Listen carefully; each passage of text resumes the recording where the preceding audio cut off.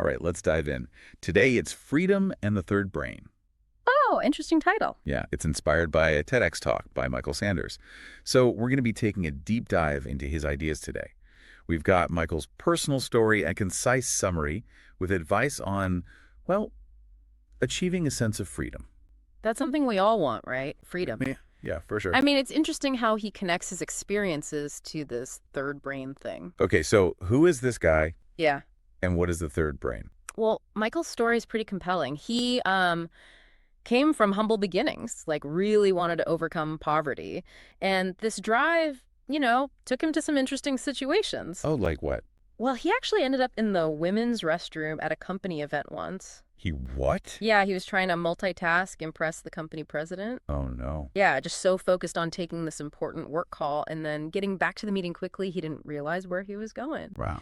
It's a funny anecdote, but it kind of highlights, I think, what we all face, right? Definitely, yeah. That pressure to juggle it all. Exactly. And, that's where this third brain idea comes in. Okay. Michael argues that this feeling of being overwhelmed, constantly on the go, it stems from not having clear answers to three big questions. Oh, which are? Who am I? What do I want? And how do I get it? Those are pretty big questions. They are, and most of us don't really stop and think about them very often. Right, yeah. So to answer those questions, Michael uses this idea of the third brain, and he uses this great visual of three dodgeballs to represent each brain. Dodgeball brains. This is getting good. Yeah, so first you got the primal brain. It's like your survival instinct. Amazing in emergencies, not so great at making big life decisions. Makes sense? Like trying to plan a vacation while running away from a bear. Right, yeah. Not ideal. Then there's the emotional brain. Our feelings, memories, often runs the show, right? It's why we sometimes react impulsively, let our emotions, cloud our judgment. So that's why I eat ice cream after a stressful day. Yeah, exactly. But they're not always the most reliable guide, our emotions, for big life decisions. And that brings us to the third brain. The mysterious third brain. The higher brain, our strategic thinking, analysis, problem solving, all that. The wise sage. Yeah, it can help us figure out what we want and how to get it. Okay, but how do we actually access this higher brain? Well, Michael has a technique. He calls it a brain app, like a visualization exercise. A brain app. Interesting. It's really simple. You close your eyes, take some deep breaths, relax your body. Sounds relaxing already. Then, the fun part, you visualize holding a banana. A banana. Yeah, you focus on it, feel its weight, its texture, that bright yellow color. Okay, this is unexpected. Then you peel it slowly, imagine the scent, take a bite, savor the flavor, the experience. Okay, I gotta ask, what does a banana have to do with my higher brain? It's not really about the banana itself, it's the focused visualization. Helps quiet the primal and emotional brains. Ah, I see. And it creates space for the higher brain to come online, like hitting pause on the noise of everyday life. That makes sense. A mental stillness. Yeah. And once you reach that calm, focused state, you ask yourself, what do I really want? And you let the answer come from that quiet space. I like that. Really listening to yourself. No distractions. Exactly. And Michael's journey really shows how powerful this can be. Right. You mentioned his answer to what do I want shifted over time. Yeah. At first, it was all about money. Remember, he came from poverty.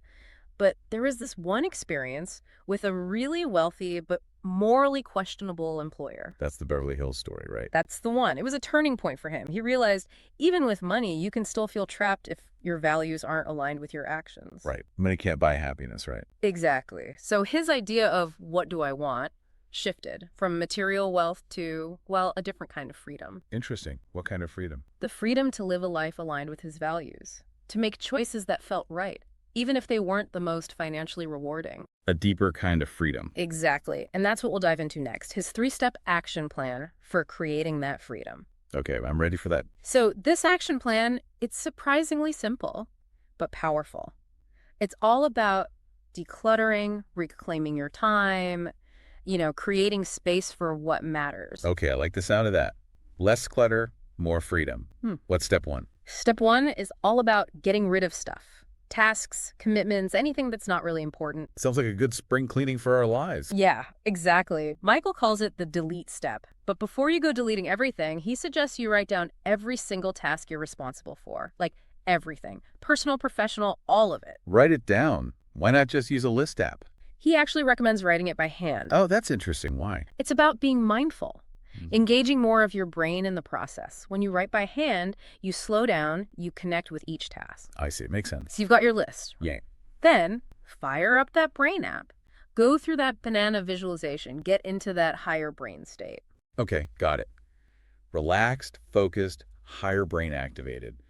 I'm looking at this massive list of tasks. What now? You ask yourself, with each task, does this help me get what I really want? Does it align with my values? Do I actually want to be spending time on this? Okay, so if more time with family is what I really want, anything that doesn't support that gets scrutinized, right? Exactly. You'll be surprised how many things suddenly seem less important when you look at them that way. That's where the delete comes in. Be ruthless. Bye-bye unnecessary commitments. But what about the things we can't just delete? Like responsibilities that are important but maybe shouldn't be on my plate. That's step 2. Give. It's recognizing tasks that someone else should be doing. Either it's their job or they're better suited for it. Like delegating a project at work or suggesting my teenager do more chores? Exactly. It's about setting boundaries. We don't have to do it all ourselves. True. But saying no is hard for a lot of people. It is. But it's so important. And you can start small. Politely declining that extra project or suggesting your partner do the grocery shopping this week. Each time you say no to something that doesn't serve you, you're saying yes to something that does. I like that. Reframing no as a yes to something better. Yeah. So I've deleted some tasks, given some back. What's left? The remaining tasks are for step 3, delegate. This is where you build your team, leverage the skills of others, free up your time and energy. So hiring an assistant, finding a babysitter, asking a friend for help. Exactly. Recognizing we don't have to go it alone. Asking for help is a strength, not a weakness. It reminds me of Michael's story about that wealthy stockbroker involved in organized crime. He had all the money, but realized it wasn't worth compromising his integrity. Right. Sometimes what we think we want, like money or status, doesn't actually bring us freedom. It's about aligning your actions with your values. Exactly. Creating a life that feels authentic and purposeful. But delegation can be tricky. It takes trust, clear communication, letting go of control. Any tips on making it work? Well, first, find the right person. Someone who has the skills to handle the task effectively. Matching the task to their strengths. Right. Then give clear instructions, expectations. What needs to be done, by when, what are the desired outcomes. Be specific. It's better to over-explain than deal with confusion later. I've learned that the hard way. What about follow-up? Is it okay to check in? Yes, but in a way that empowers, not micromanages. Offer support, guidance if needed. Don't hover or second guess. Be a resource, not a control freak. Exactly. And delegation is a learning process for everyone involved. There might be bumps, but the more you practice, the better you get. Right, it's a skill. Yeah. And speaking of bumps, what about those blocks Michael mentioned? Fear of failure, trust issues, perfectionism. Those can be big obstacles to delegating effectively. I can see that. If you've been burned before, it's hard to trust others. Absolutely. And perfectionists have a hard time letting go of control, accepting that others might not do things exactly their way. So how do we overcome these blocks? Start with awareness. What patterns are holding you back? Fear of letting go, worry about what others will think, unrealistic standards. Then challenge those beliefs. So ask yourself, what's the worst that could happen? Exactly. And what's the best possible outcome? Often the fear is worse than reality. And even if things aren't perfect, it's a learning experience. We can use it to improve our skills, build stronger relationships. Definitely. Delegation takes practice and patience. Be kind to yourself, acknowledge your fears, and keep practicing. This is great advice. You're giving our listeners permission to be human, to make mistakes, and learn from them. And ultimately, by delegating, we free ourselves to focus on what truly lights us up. Exactly. It's about creating a life that feels expansive and fulfilling, where you feel truly free. And speaking of feeling free, I love how Michael connected this idea of personal power to that Native American wisdom. He said all power comes from within, and we lose it by giving it away. Such a powerful concept. We give our power away to other people, to our jobs, to expectations, to our own fears. It's like we're constantly leaking energy, giving pieces of ourselves away. And his action plan is about plugging those leaks, reclaiming that power, using it to create a life that's truly aligned and authentic. It's about owning your choices, setting boundaries, prioritizing what matters. It's about recognizing that we have the power to design our own lives, to create the freedom we want. This whole idea, reclaiming your power, it's really powerful stuff. It's so easy to just, get lost in the everyday and lose sight of that. Yeah, you get stuck in routines, obligations, expectations, and suddenly you're living a life that doesn't feel like yours. Exactly. And that's why I like this third brain framework. It gives us like actual tools to break free from that. Yeah, it reminds us we have a choice. Right. We can design our own lives, create the freedom we want. And it all starts with asking that question, what do I really want?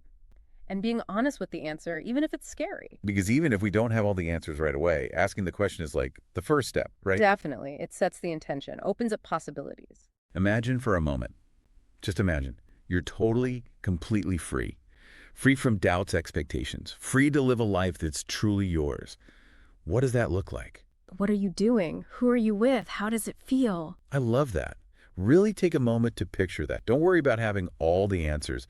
Just explore the possibilities. Because even if that vision feels far off, just imagining it, feeling it, that plants the seed. Every journey starts with a single step. Right. What's one tiny thing, one small step you can take today to get a little bit closer to that vision? Maybe it's having a tough conversation, setting a boundary, saying no to something that doesn't serve you. What's one action you can take right now? Because freedom isn't something you find, it's something you create. Step by step, choice by choice. Every choice matters. This has been such a great deep dive. I mean, from Michael's story to this third brain concept to that action plan, there's just so much here to inspire us to create more freedom. Yeah, I agree. You have the power to design a life that you love, a life that reflects what you truly want. So keep asking those big questions. Keep taking those steps. And keep moving towards that freedom that's within you. Thanks for joining us on this deep dive. Until next time, keep exploring, keep growing, and keep creating the freedom you deserve.